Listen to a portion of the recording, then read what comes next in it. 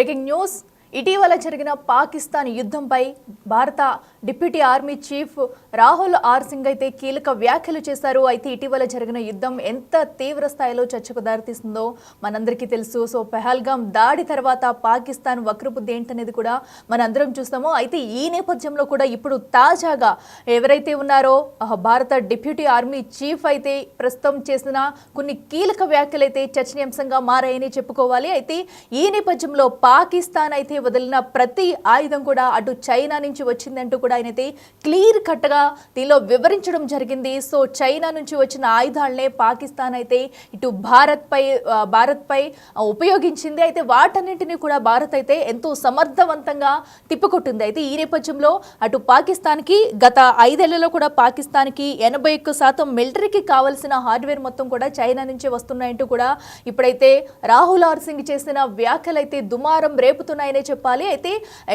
At all time అయితే ఒకేసారి మనం 3 దేశాలతో యుద్ధం చేసామంటూ కూడా ఆయన చెప్పుకొచ్చారు. ఎందుకంటే ఒక పక్కన పాకిస్తాన్, అలాగే ఒక పక్కన చైనా, మరో పక్కన అయితే టర్కీతో ఒకేసారి 3 దేశాలతో యుద్ధం చేశాము. వాటన్నింటినీ కూడా ఎంతో చాకచక్యంగా అయితే భారత్ తిప్పుకొట్టింది అంటూ కూడా ఆయన కీలక వ్యాఖ్యలు చేశారు. అయితే క్లియర్ కట్గా కూడా చైనా నుంచి వచ్చిన అణ్వాయుధాలనే పాకిస్తాన్ అయితే ప్రయోగించింది ఇండియా మీద అంటూ కూడా ఆయన అయితే ఒక క్లియర్ కట్గా వచ్చారు. అయితే ఇన్ని రోజులు కూడా మనం చూస్తున్నాము పెహల్గాం దాడి తర్వాత ఆపరేషన్ సింధూర్ జరిగింది. ఒకరిపై ఒకరు అటు పాకిస్తాన్ చేస్తున్న యుద్ధాన్ని అయితే తిప్పుకుంటేందుకైతే భారత్ అయితే అటు ప్రయత్నించి కూడా ఎంతో సక్సెస్ అయిందని చెప్పుకోవాలి. అయితే వీటిలో ఉపయోగించిన ప్రతి ఆయుధాన్ని కూడా చైనాయే పంపింది.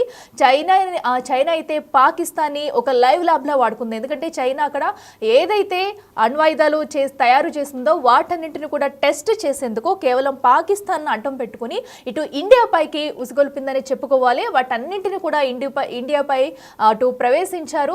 సో టెస్టింగ్ లాగా పాకిస్తాన్ అయితే వాడుకుందంటూ కూడా ఇటు డిప్యూటీ ఆర్మీ చీఫ్ అయితే కొన్ని సంచలన వ్యాఖ్యలు చేశారు. వాటన్నింటి కూడా మనం ఇప్పుడు చూస్తున్నాము. సో ఎందుకంటే పాకిస్తాన్ వక్రబుద్ధి ఏంటనేది మనం ఫస్ట్ నుంచి కూడా చూస్తూ వస్తున్నాము. అయితే యుద్ధం మేము చేస్తున్నాము, ఇటు భారత్ని మేము అది చేసాం ఇది చేసామంటూ కూడా చెప్పుకుంటూ వచ్చింది. అయితే కేవలం పాకిస్తాన్ దగ్గర ఎలాంటి అణ్వాయుధాలు కానీ ఆర్థిక బలం కానీ ఎలాంటి సంక్షోభం లేకపోయినా కూడా పైపచ్చికి మాత్రం ఇటు భారత్ పై నిప్పులు చెరుగుతూ వస్తూ ఉంది. సో ఆపరేషన్ సింధూర్ జరిగినప్పుడు కూడా ఎలాంటి యుద్ధ వాతావరణం వచ్చిందనేది కూడా మనం చూస్తూనే వచ్చాం.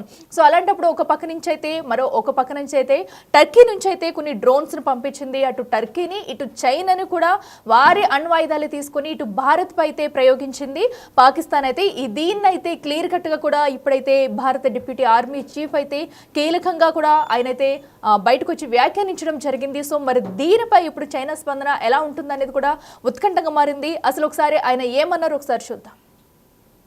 So few lessons that I thought I must flag as far as Operation Sindoor is concerned. Firstly, one border, 2 adversaries. So we saw Pakistan one side, but adversaries were 2, and if I would say actually 4 or 3 actually. So Pakistan was the front face. We had China providing all possible support, and it's no surprise because if you were to look at statistics, in the last 5 years, 81% of the military hardware that Pakistan is getting is all Chinese, 81% of that. So it's no surprise. And China, of course, the good old dictum, killed by a borrowed knife, 36 stratagems that China talks about, killed by a borrowed knife. So he would rather use the neighbor to cause pain than getting involved in the mud slinging match on the northern border. So that is what he's seen.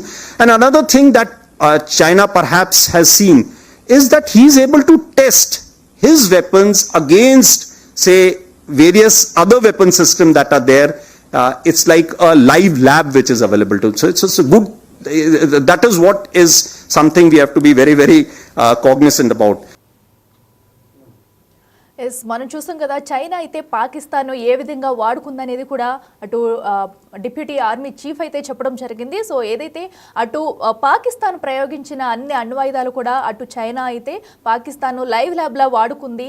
So ప్రతి దాన్ని కూడా test చేసేందుకే ఇటు పాకిస్తాన్ ద్వారా India మీదకి పంపించింది అనేది కూడా clear కట్గా చెప్పుకొచ్చారు. మరో పక్కనైతే అటు టర్కీ నుంచి కూడా కొన్ని అణ్వాయుధాలను అయితే వీరు తెచ్చుకుని వాటిని కూడా ఇండియా మీద ప్రకటించి so at the same time అయితే 3 దేశాలతో ఒకే ఒకేసారి అయితే భారత్ యుద్ధం చేసింది, యుద్ధం చేసి గెలిచిందంటూ కూడా అటు రాహుల్ ఆర్ సింగ్ చెప్పడం జరిగింది. ఇదే అంశానికి సంబంధించి మరింత సమాచారం మా ప్రతినిధి శివ అందిస్తారు. శివ, చెప్పండి. ప్రస్తుతం అయితే అటు రాహుల్ ఆర్ సింగ్ చేసిన వ్యాఖ్యలు అయితే మనం చూసాము. సో వీటి మీద ఇప్పుడైతే చైనా స్పందించే అవకాశం ఉందనుకోవచ్చా?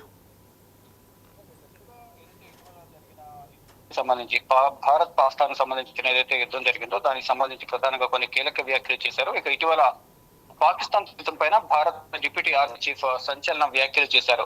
అంటే ఒక సరిహద్దు ఉన్న ముగ్గురు శత్రువులతో ఇండియన్ ఆర్మీ పోరాడిందని రాహుల్ ఆర్ సింగ్ కొన్ని కీలక వ్యాఖ్యలు చేశారు. ఒకేసారి 3 దేశాలతో యుద్ధం చేశామని డిప్యూటీ ఆర్మీ చీఫ్ ఈ వ్యాఖ్యలు చేశారు. పాకిస్తాన్ కు అన్ని రకాలుగా చైనా సాయం చేసినట్టు కూడా ఆయన కామెంట్ చేశారు. పాకిస్తాన్ చైనా లైవ్ ల్యాబ్ లా వాడుకున్నట్టు రాహుల్ వ్యాఖ్యలు చేశారు. గతంలో మనం ఏదైతే ఆపరేషన్ సింధూర్ తర్వాత భారత్ పాకిస్తాన్ మధ్య యుద్ధం నెలకొనే నేపథ్యంలో ఒకవైపు టర్కీ, మరోవైపు ఇటు చైనా రెండు కూడా పాకిస్తాన్ కు సపోర్ట్ చేశాయి. ఈ నేపథ్యంలోనే పాకిస్తాన్ ను ఒక లైవ్ ల్యాబ్ లో వాడుకుంది అనేది ప్రధానంగా ఆయన వ్యాఖ్యలు చేశారు. తన ఆయుధాలను పాకిస్తాన్ కేంద్రంగా చైనా టెస్ట్ చేసిందంటూ కూడా ఆయన తెలియజేశారు. ఏదైతే చైనాకి సంబంధించిన మిసైల్స్ కానీ డ్రోన్స్ కానీ అనుకున్న ఫలితాలను ఇవ్వలేదు, అవన్నీ కూడా విఫలమైన పరిస్థితి గతంలో భారత్ పై దాడి చేసిన నేపథ్యంలో కనిపించింది. మరోవైపు టర్కీ నుంచి పైలట్లు నేరుగా యుద్ధంలో పాల్గొన్నారంటూ కూడా రాహుల్ వ్యాఖ్యలు చేశారు. గత 5 ఏళ్లలో పాకిస్తాన్ కు 81% మిలిటరీకి కావాల్సిన హార్డ్వేర్ ను చైనానే అందించినట్టు కూడా రాహుల్ ప్రధానంగా ఈ వ్యాఖ్యలు చేశారు. ఏదైతే ముగ్గురు శత్రువులతో ఒకేసారి భారత్ యుద్ధం చేసింది, పైకి కనిపించింది పాకిస్తాన్ అప్పటికి వెనుకుండి కథ వ్యూహం అంతా రచించింది చైనా అలాగే టర్కీ. ఈ రెండిటి బలం చూసుకునే పాకిస్తాన్ భారత్ పై దాడికి దిగింది. కానీ ఎక్కడ కూడా వారు చేసిన దాడి వల్ల మనకు ఎటువంటి నష్టం జరగలేదు. వారి ప్రయత్నాలన్నీ కూడా వ్యూహాలు అన్ని కూడా విఫలమయ్యాయి. ఎక్కడ కూడా వారికి సత్ఫలితాలను ఇవ్వలేదు.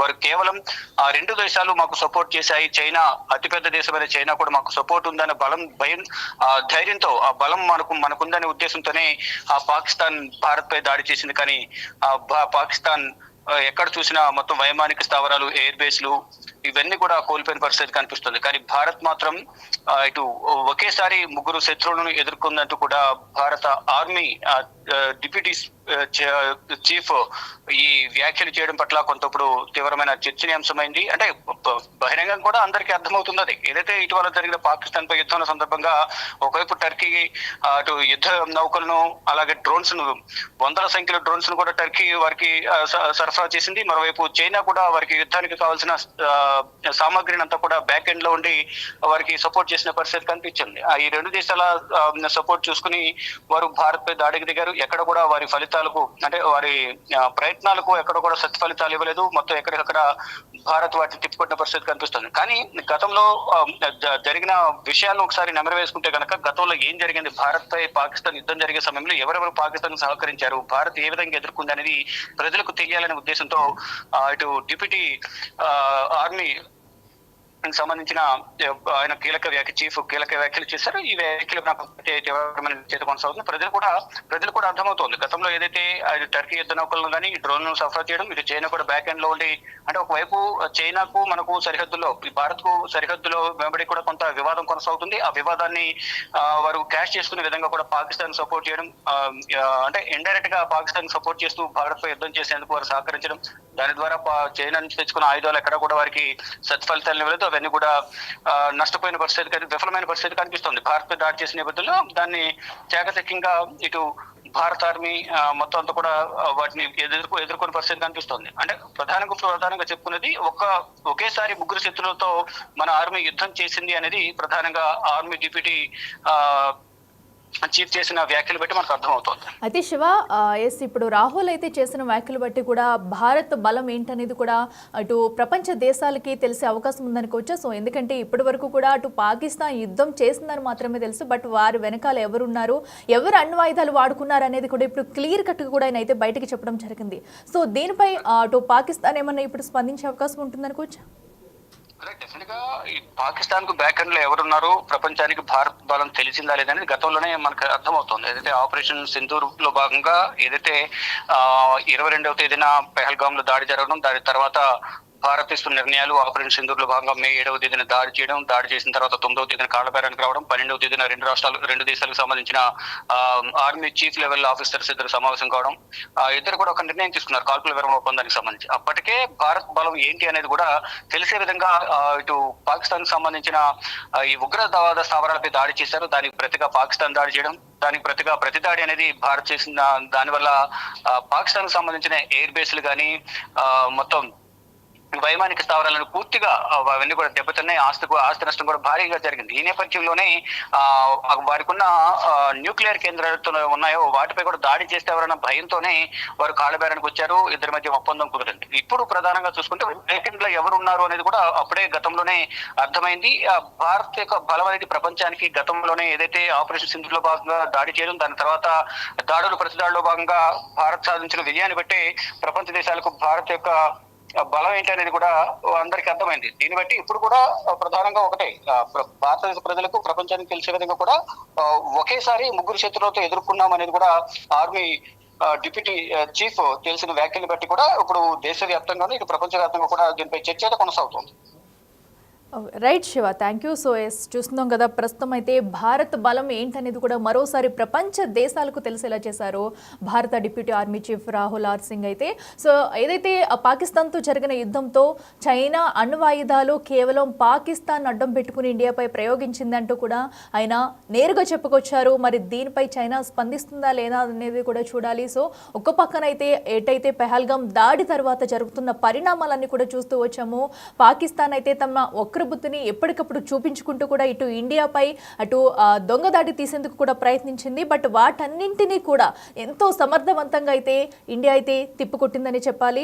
అయితే సో ఈ నేపథ్యంలో ఇప్పుడు చైనా నుంచి తీసుకున్న అణ్వాయుధాలు కేవలం ఇప్పుడే కాదు, గత 5 సంవత్సరాల నుంచి కూడా 81% హార్డ్వేర్ ఏదైతే కావాల్సి ఉందో దాని ప్రతిదీ కూడా పాకిస్తాన్కి చైనా నుంచే అటు పంపిస్తున్నారు అనేది కూడా క్లియర్ కట్గా అయితే ఇప్పుడు రాహుల్ ఆర్ సింగ్ చెప్పడం జరిగింది. సో ఈ నేపథ్యంలో అటు పాకిస్తాన్ బలం ఏంటి, అసలు ఏముంది, తమ ఆర్థిక పరిస్థితి ఏంటనేది తనకి తెలిసి కూడా ఒక పక్కనైతే మరో పక్కన రెచ్చిపోతూ వచ్చేది. సో అయితే ఇది పాకిస్తాన్కి మరొక చెంప పెట్టని చెప్పుకోవాలి.